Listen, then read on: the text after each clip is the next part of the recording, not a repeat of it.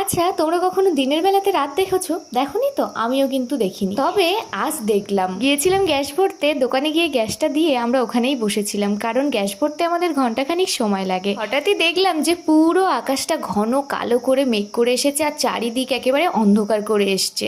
ইতিমধ্যেই ঝড় শুরু হয়ে যায়, তারপরেই শুরু হয়ে যায় বৃষ্টি। এই দারুণ দৃশ্যটা কিন্তু আমরা দোকানের ছাউনির নিচে বসে বসে উপভোগ করি। তবে হ্যাঁ, মেঘের গর্জনটা কম ছিল বলে আমাদের পাড়া শান্তিতে একটু বসেছিলাম, তারও উপায় নেই। রাস্তার উপরটা পুরো জলে ভরে গেছে। বৃষ্টি থেমে আকাশ পুরো পরিষ্কার হয়ে যায়, আমাদেরও গ্যাসটা দিয়ে দেয় আর আমরা বাড়ি ফিরি। ভেবেছিলাম ফেরার পথে বৃষ্টিতে ভিজবো, তার হলো না। তাই আর কি, এসে শাওয়ারের নিচে দাঁড়ালাম। গ্যাস ভরে এসে আরেকজন খুবই ক্লান্ত হয়ে অঘরে ঘুম দিচ্ছে। আজকে সারাদিন কিন্তু টিপটিপ করে বৃষ্টি হয়েছে, আর এই বৃষ্টির ওয়েদারে খালি মুখে কি বসে থাকা যায় বলো তো? তাই জন্য আমি চলে এসেছিলাম রান্নাঘরে, আর রান্নাঘরে এসে কিন্তু আমি আমার কাজ শুরু করে দিয়েছি।